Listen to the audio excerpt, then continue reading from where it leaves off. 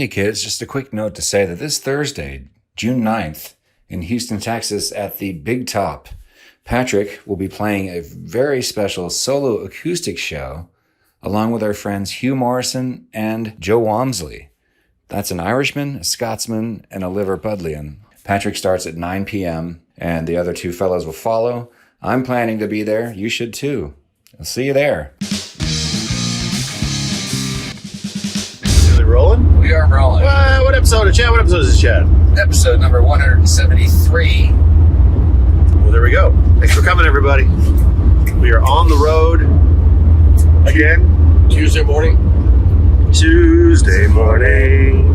We just left Birmingham. Oh, boy. Right? That's how they say it here, right? Birmingham. Not Birmingham. There you go. Birmingham, Alabama. The last date on our Beast Coast tour was it 9 shows? I count that high. Anyway, Thursday, Friday, Saturday, Sunday, Monday, Thursday, Friday, Saturday. 9 shows. 10. I don't know. Successful tour, I thought. Yeah, very good shows. Very fun.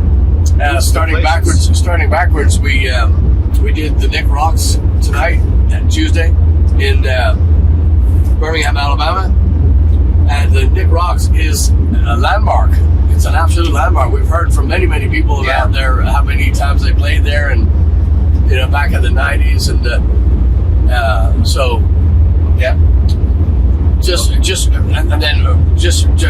overall the overview of this tour, just so you know, as we were booked initially for the Rockville Home for the Holidays, the Hometown Holidays Festival.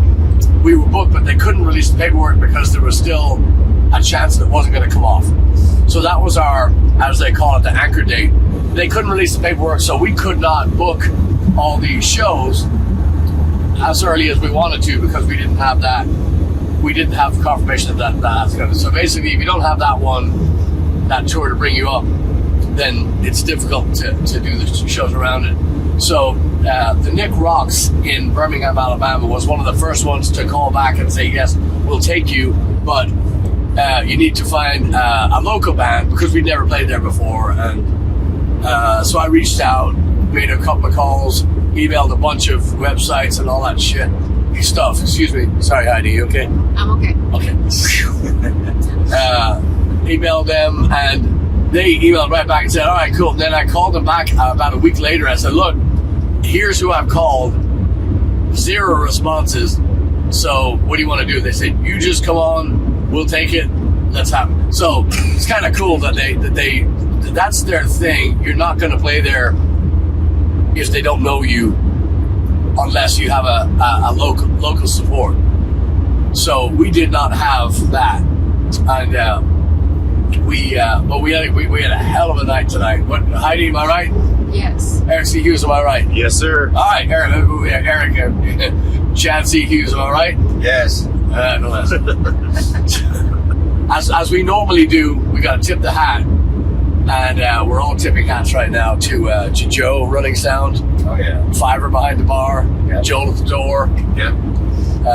Peter, Paul, and Mary in the dumpster. Right? Weren't they having a little argument? Yeah. I didn't see A little kerfuffle.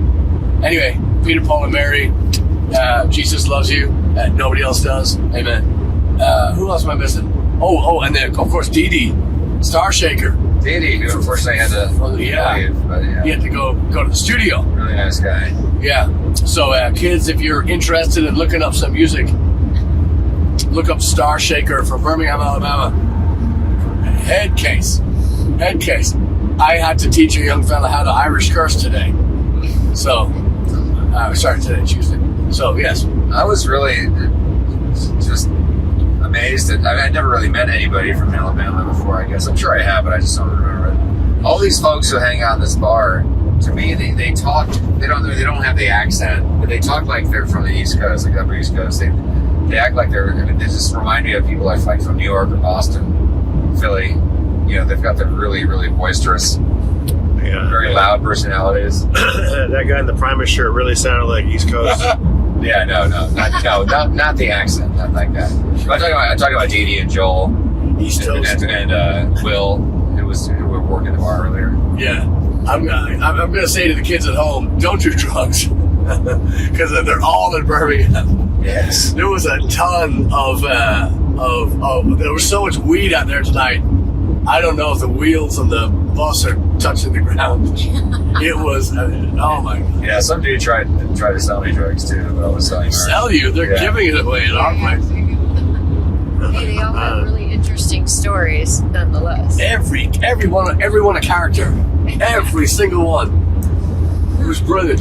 Very, very fun. We will be back to Birmingham, Alabama, y'all. And some friends of ours too, just to, as we rewind, our friends from Indiana drove down to our Nashville show. And then they said, hell with it, we're only a couple of hours away. So they came to the Birmingham, Alabama show. What a treat. So Brian and Tara, nice job.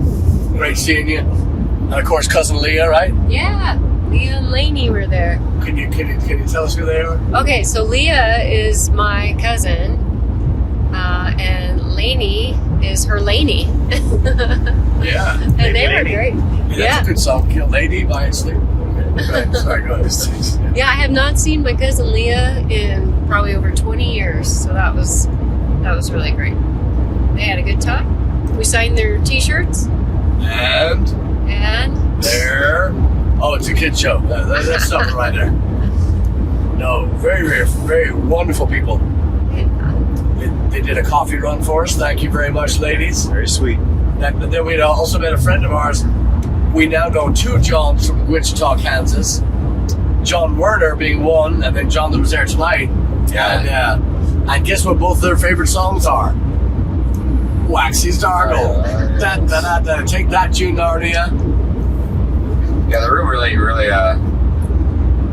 woke up. I mean, they were already awake, but they definitely loved that song. People came running in from outside. Yeah, that show had a ton of energy tonight. So, and we've only got 10 hours in the van now to come home and throw Heidi on a plane. Wasn't that a movie? Friday night, where were we? Friday night, we were in Nashville. Yeah. The Lost Paddy. Yes. Or currently the Paddy. Exactly. According Because they found him to Mihal. Yeah. Mihal. So Mihal, the owner, is from Rathmines. That kid's going to do all right. Yeah, really fun pub. One of the cooler Irish pubs I think I've ever seen. A pub. Yeah. So Heidi, your first time as ours, playing in Nashville, right? Yeah, first time. Eric C. Hughes, first time in Nashville? No, several times. Who'd you play there with? Played there once with, actually, 3 times, I guess, with Mike Barfield. Yes. Oh, But that may have all been the same trip. I don't remember. Too many soda waters and limes. We played the part in the plaza outside of the Grand Ole Opry, the new Opry, which is nice. located by the mall, which is kind of cheesy, but it was a lot of fun, and we get to take a walk through the theater, see where all the magic happens. It's not the Ryman that's downtown. It used to be there. They moved it out to the suburbs and stuff like that, so it was fun. And then played some random bar sometime with them. And then I was there for the Summer NAMM show a couple years ago in the Old Broadway. Very cool. So your friend Keith, who was there last night, right? Keith and his gal Sandy were there. Yep, they were there last night. So he shared with us that because we got a really good response from everybody in the bar there, and Keith told us that that's not normal for Nashville audiences. Que paso? Well, if you're not on Broadway, where all the bars are, and if you're sort of just like maybe even in the suburbs or whatever, sometimes there's just a lot of musicians there. They get a little bit Arm-Crossy and stand in the corner and kind of silently judge you. Arm-Crossy. I like that. That's the name of my new record, my new solo record. Arm-Crossy. You know, it's kind of tough when you're in a town like that where there's so much talent and so many people trying to make a dent, in their own careers or whatever, to really kind of stand out. So I think sometimes people we get judged a little bit more harsh, but that crowd was not that crowd. That crowd was into the show. They were a couple guys and girls were singing along with almost every single song that we played, especially all the hardcore Irish stuff. So Yeah. good crowd, good turnout, good food. I thought the food was good. Yeah. Yeah, I forgot to eat. I figured.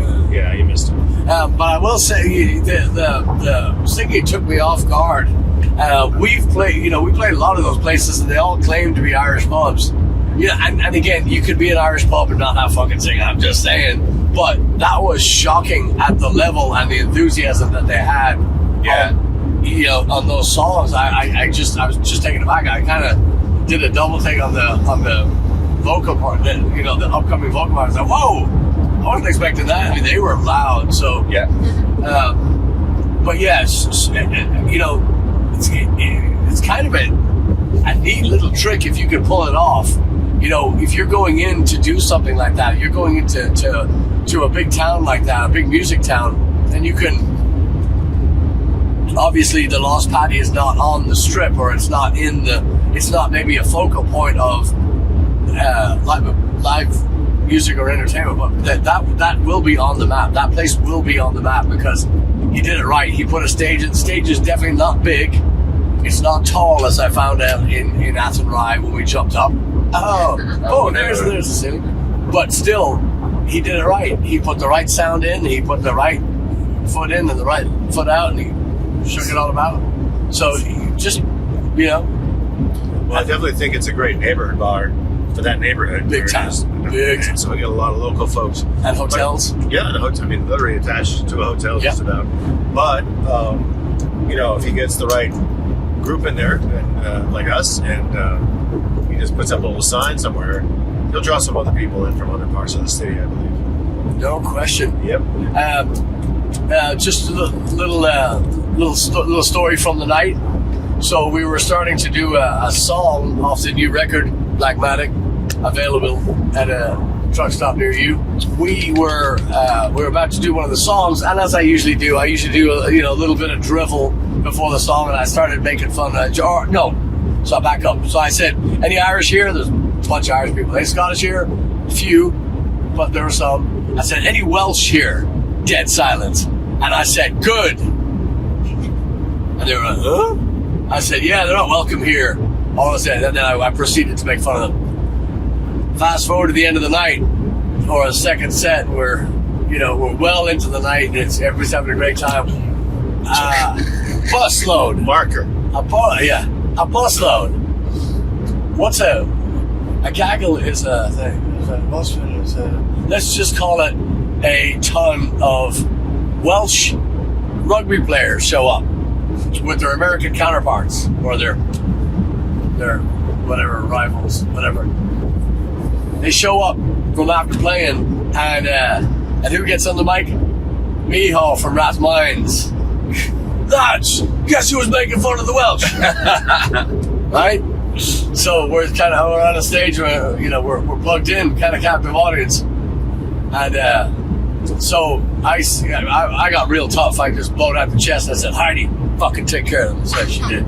So she smacked a couple. She went for the big guy, knocked him down, and then it was over. Yeah, and the biggest guy. She went over to him and she took his purse and she slapped him, and he fell. And he said, "Oh," and she said, "Yeah," and it was over. No, but in all seriousness, great fun. And if you're a rugby player, how about you spend more time practicing and less time doing silly limericks? Oh God, what is it? Dances? What is it with rugby players and singing nursery rhymes? Let's just say it's mainly the American rugby team that was singing this just completely goofy shit. Only the American team. Monday is the a Welsh work day. Tuesday is a makeup day. Yeah. Thursday is a hugging day. Friday is which is the exact same shit we used to hear. This rugby team used to hang out at Fido in Austin. We would run into them like every other time we played there. Hey, Chad, can you watch your language? How did they end up playing? It was just as we had to listen to them for like a couple of hours while we were getting our gear set up, and it was extremely annoying. Cut your roads, take me home, to the place, faster! Yeah. The Welsh team they were singing stuff too, but it was like well put together. Yeah, they did Wild Rover. They did their own version of it. No, they sang traditional Welsh songs. I know. That they also sang Wild Rover after that. The Welsh, I was going to say, the Welsh one was my favorite one because I'd never heard that before. It was much better than and Heidi, was completely smitten by all those guys. Yeah. Yes. I think flummoxed is more than I just add a little more context to the whole sequence of events too. The reason why you started making fun of the Welsh is because you were about to sing Delilah, which was by Tom Jones. It was from just in case we forgot that detail. Yeah. You weren't just doing it out of nowhere. Yes. Although nobody should put that past you either. You don't really need a reason. That's exactly Fun of right. anybody. Yeah, But that's why that happened. they all get it. And they were too, like, they were totally polite and everything. Nobody gave a shit about whatever, Michal was accusing you of. No, but I mean, that's the thing. There's never, even if you're from Oklahoma, as bad as the ribbon gets, it's never offensive. Well, it was funny too, is that they got up, the Welsh team came up and they sang that traditional Welsh song, which was really fascinating to listen to. And it was a call and response thing where the coach was up there singing in this really, really thick Welsh accent, whatever. I couldn't understand a damn thing they were saying, of course. And then the crowd, the entire team would shout back in response with whatever the appropriate was anyway. But after that, and then they said okay, and then went back to the other end of the pub to keep drinking. And Michal got back on the mic and said, "What? This is the shyest rugby team I've ever seen. Did you come? You're in a pub. Are you finished singing? Are you honestly finished singing? Get back up here." And gave him a hard time, and they came back and kept singing. But unfortunately, that was followed by the Americans coming and doing their goofy ass shit. Very, very fun. So, are we going to move on then to Fredericksburg, Virginia? Yeah, I think so, because we're running out of tape. We are. Tape. Nice. Yes. Fredericksburg. So, Fredericksburg. Coffee. How many thumbs up do we give it? 3.5? I don't remember which one was that. I don't remember. Agora. I think we're going to give it 5. But why? Because they didn't bore us with Christ music. I was attracted at half a star for that baby crying. That's that place. But you shouldn't have kicked it. That drove me out. It was sleeping out of the building. Yeah, then you left and it quieted down and came back in and started crying again. Yeah. It wasn't really crying. Have an effect on babies. Yeah, you do. And he also kicked it while it was sleeping. Anyway, so we're at a place called KC's Music Hall. Music venue, music alley, music pandemonium, music. Anyway, so Casey's now that was another strange booking in that it was Debbie who does the booking there jumped on it immediately. However, she wrestled Wednesday away from me, and we ended up doing Thursday, and I think they canceled line dancing or something to have us in there. And there was another band that wanted to be in there. They're from North Carolina called Hope and Prayers. No, called Soap and Dishes. No, Faith and Scars. Yeah. Faith, right? Yes. Oh yeah. So it was Luke, Logan, and Roger from Faith and Scars with the drum machine. And interesting. I thought their best stuff was their originals. Yeah. I wasn't crazy about the covers, but good guys and very, very eager. Very, their Saturday night gig canceled, and our friends in Nashville tried to hook them up to no avail. But still, everybody just the music community is such a good group to have on your side. But we enjoyed listening to those guys, and they did a tight 45.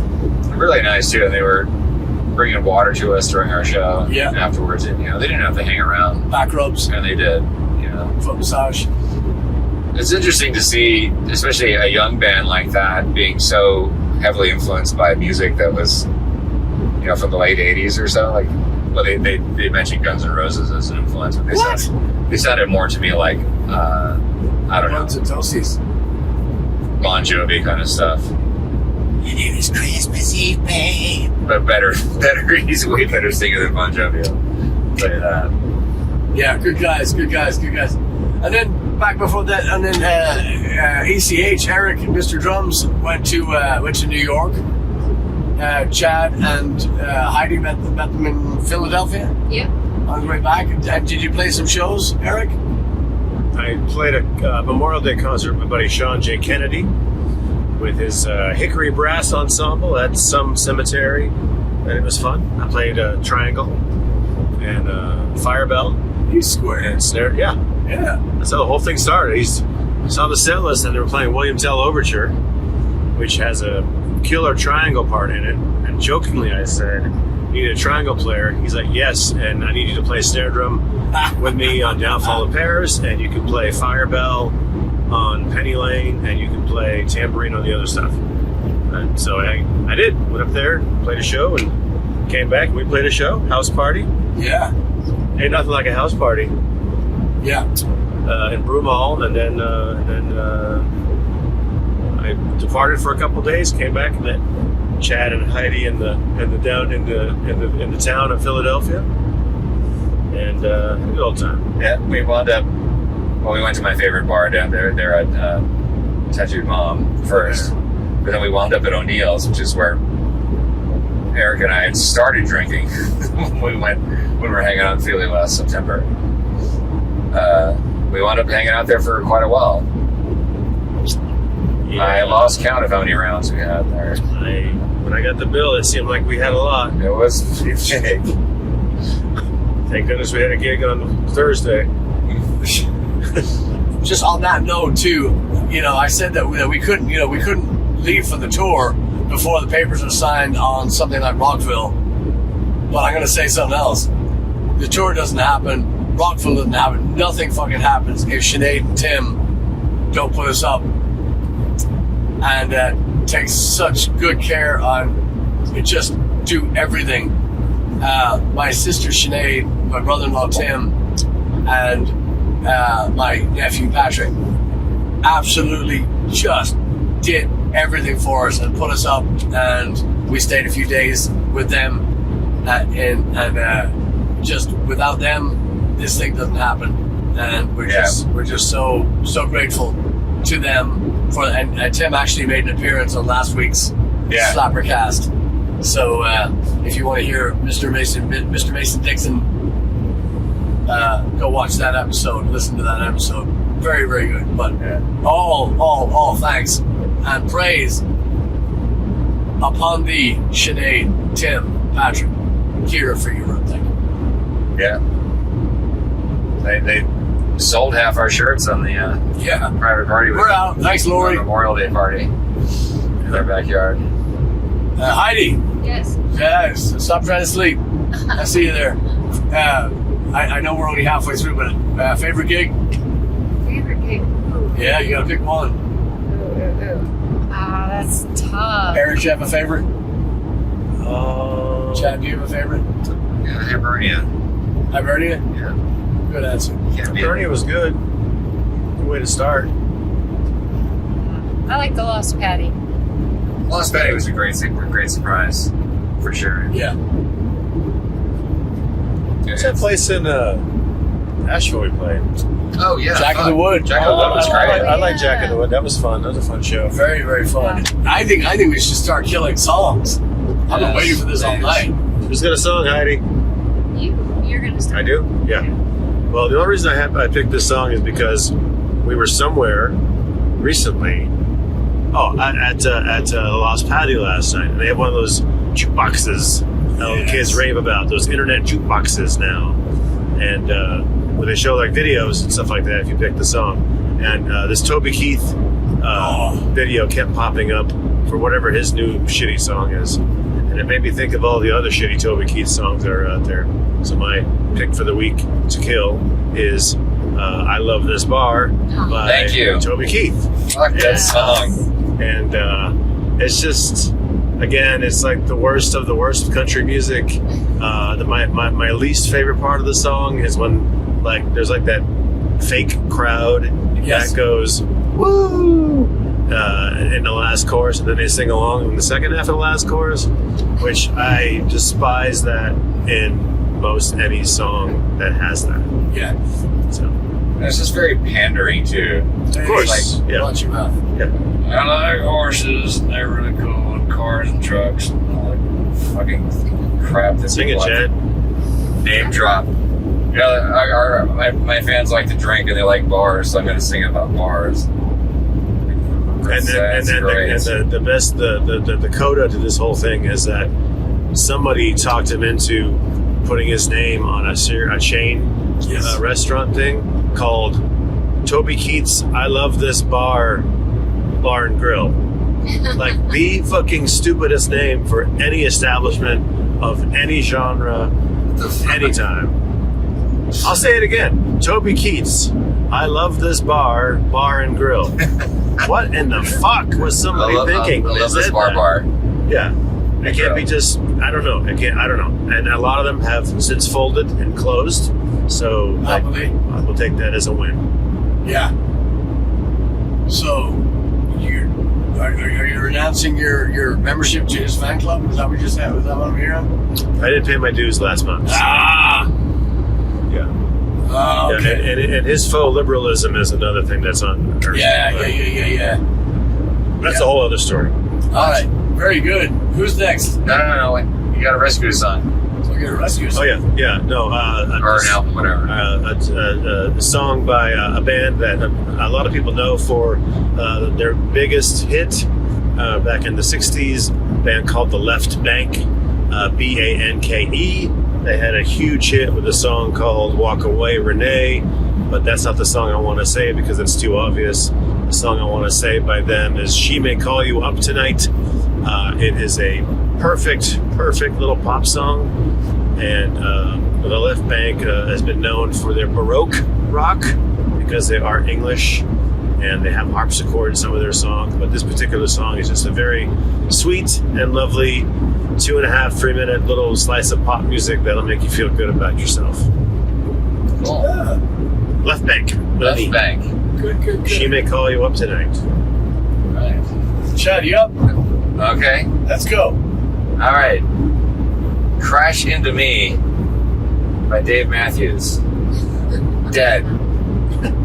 Tell us why, Chad. You're welcome. I really want to, again, Patrick and I were talking about this earlier before the show. Like, I could kill his entire catalog because I just can't fucking stand the guy. And I just don't like, it's not like I don't dislike him personally. This is the case with most of these people. It's just the way he sings. Give us a few bars. Well, I always think about Vance Gilbert, who's a really brilliant singer-songwriter guy. I've seen him play, I've seen him perform a bunch of times in Houston. And there was one time I went to go see him, and he was dogging Dave Matthews the entire night, and he kept launching into these deliberately crappy versions of Crash Into Me, going, Crash Into Me, and deliberately like cracking his voice in this completely unmusical way. He just kept saying, that's not music. What the hell is that? All right, there's a lot of hate in the room. Can you rescue a song now, please? I think I may have mentioned this record on the show before for some other reason, but for fuck's sake, I'm going to say it again. Bang with a Beat by Bing Crosby, which is an album I find most people just don't know about. They know Bing Crosby, they don't know this record. It was a record he put out in the late 50s, towards the latter days of his career, with a sort of I guess you'd call it a Frisco jazz band. I think they're from San Francisco. And it sounds, I don't know the difference between like, West Coast as opposed to like New Orleans jazz. But really great band, playing a bunch of old jazz standards, like including Mac the Knife is on there, and so just great stuff. And it's all recorded live in the studio. I don't think there were any overdubs or anything like that. And it's just really fucking good. So I highly recommend that everybody who listen to that. Bing with a Beat. All right, very good. But we're gonna let Heide headline. Okay. So I'm gonna do song I'm gonna kill. Hey, I gotta. That's headline. We're building the up. Song I'm gonna kill is was also played a few nights back at the Lost Paddy, Nashville, Tennessee. It's a band called Kings of Leon, which I didn't know their name, and the song is "Sex on Fire." And yeah, I heard it once and I said, "Oh, that's annoying." Then I heard it twice. I said, "All right, somebody's got it."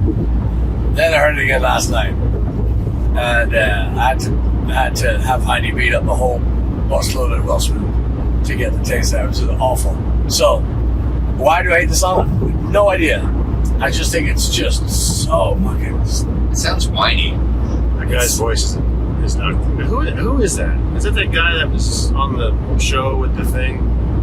It sounds like the thing was on the show. I don't know. I think he was on Voice, maybe. I have no idea, but I didn't know the name of the song or the name of the band. Chad had to look it up for me. Chad, what's that one? Wait, you sang it a few times. I didn't recognize it. Yeah, but I was just But you eventually remembered to snatch up the lyrics. So Yes. That's when I finally. Oh, that one. Yeah. But Yeah, you think he's like singing about good sex or something, but he sounds like he's complaining. Just the sound of his voice. Like he's saying this. She might need a cream or something like that for that.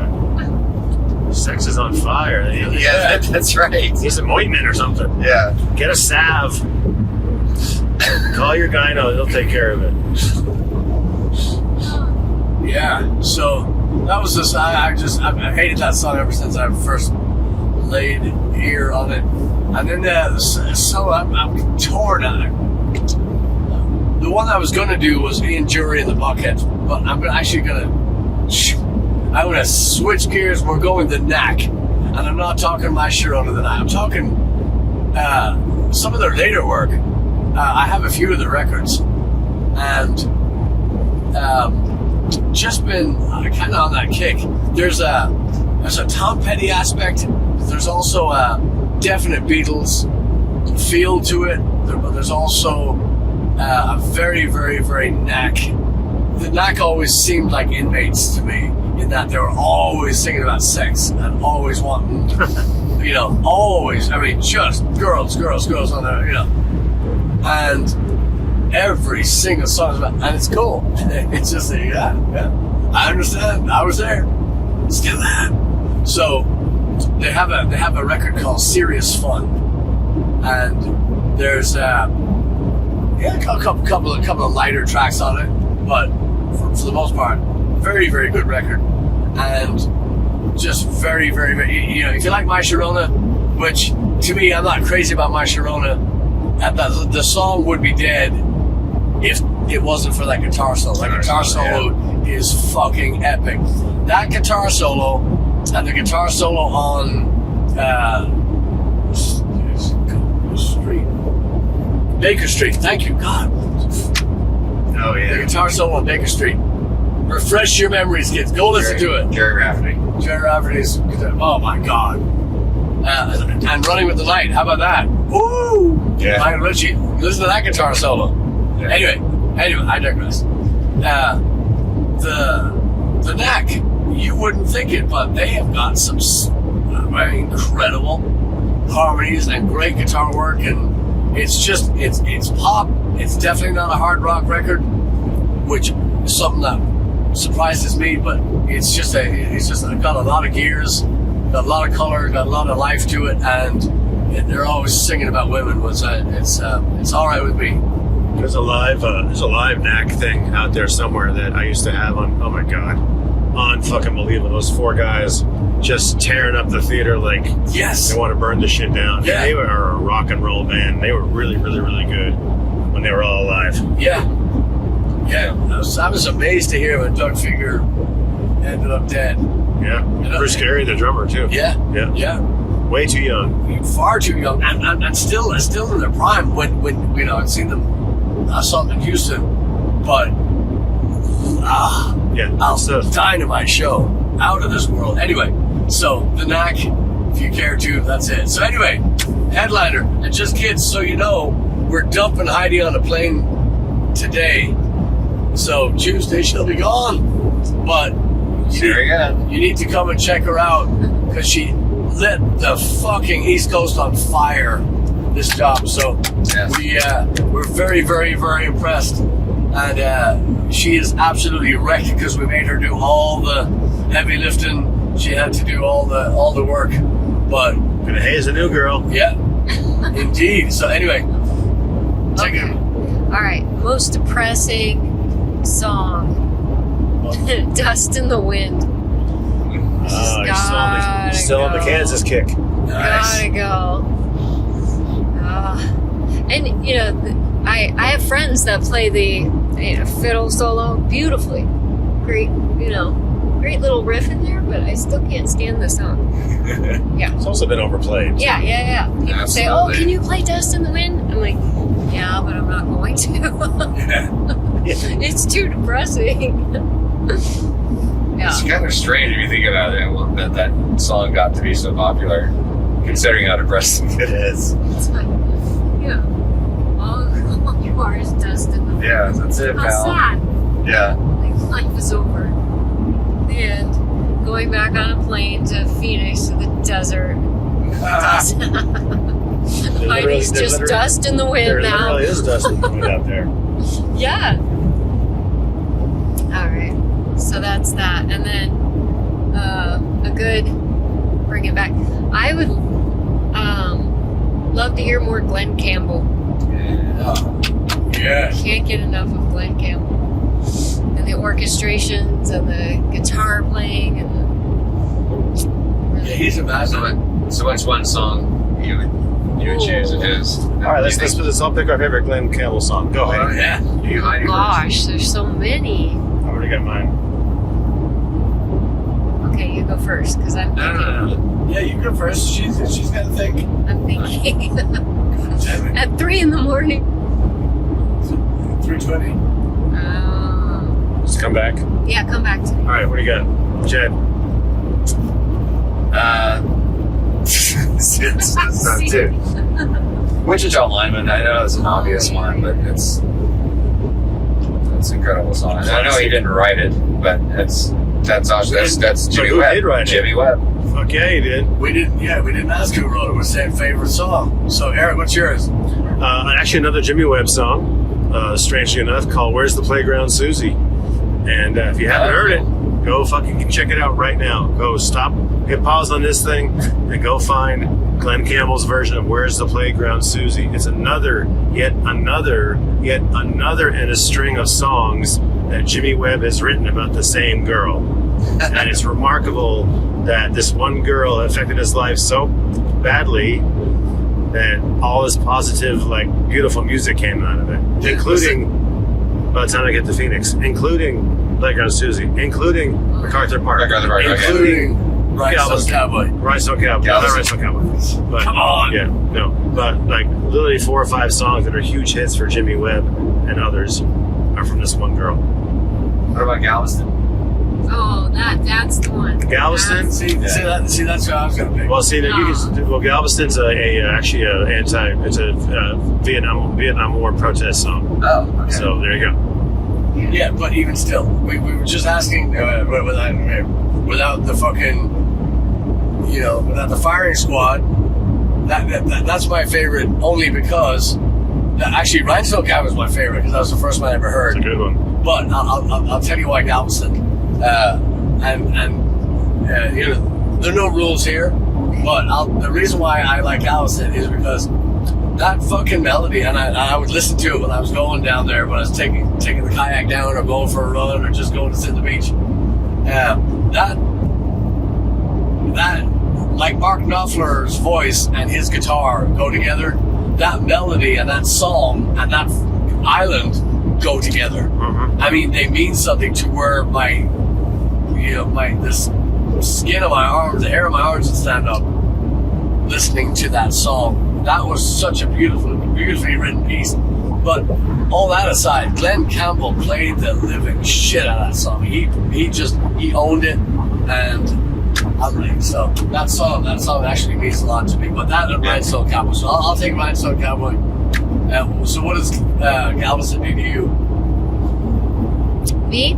Yeah. Oh, I just love the melody. And I did a Glen Campbell tribute show, and I love playing that one.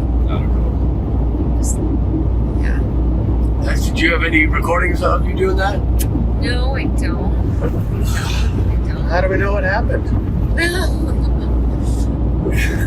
Well, I've never told a lie, that's how you know. Yeah. Till today. Yeah. Another good one, It's Only Make Believe. I like that one too. Good melody. Yeah.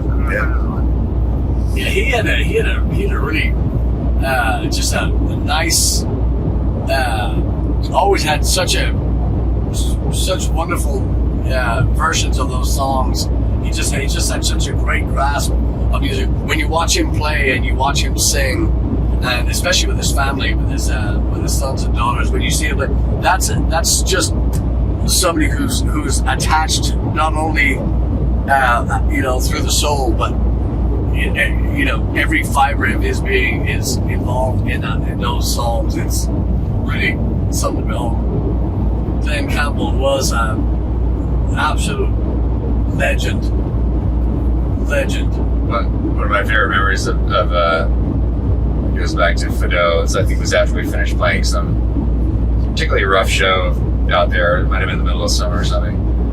And we were playing music. We were still playing music through the PA as we were breaking down for some reason. Maybe it must have been a New Year's show. I can't remember why. Because normally we wouldn't do that.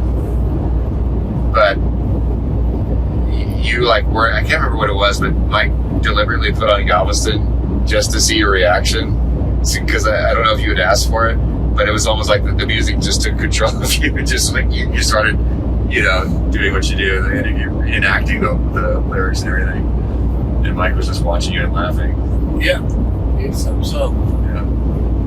all in all, children, ladies and gentlemen, pets, friends, Welshman, we are homeward bound, and by the time you hear this, we'll be safe and sound and feet in the ground and Houston town, and all the rest will be, just wonderful seeing everybody out on the road, and we're going to be out west at the end of July and August. So check those tour dates out. We have a bunch of people coming to Vegas, so if you want to come out for a good time at Mandalay Bay, we have your summer planned. Yeah. We just added a bunch of O'Bannon days for the rest of the year too. It's nice. To the West Coast, yeah. July. And this is happening before we go to the West Coast. We're going to be playing at O'Bannon's July 16th, and then we'll be back there again after we get back from the West Coast. Yeah. Great seeing you all, and thanks for listening. And I don't know if Chad told you, but you should sign up on the mailing list. You should. There's a whole lot more dates coming. Yeah. There's a Montana date coming. There's all kinds of crazy shit. Yeah. Nice. Yeah. So, thanks, Heidi. Thanks, Thank Eric. you. Thank Thanks, you. Chad. Thanks, John Boy. Bye, Bob. All right. Night, you all. Cheers. Hey. See, that was easy.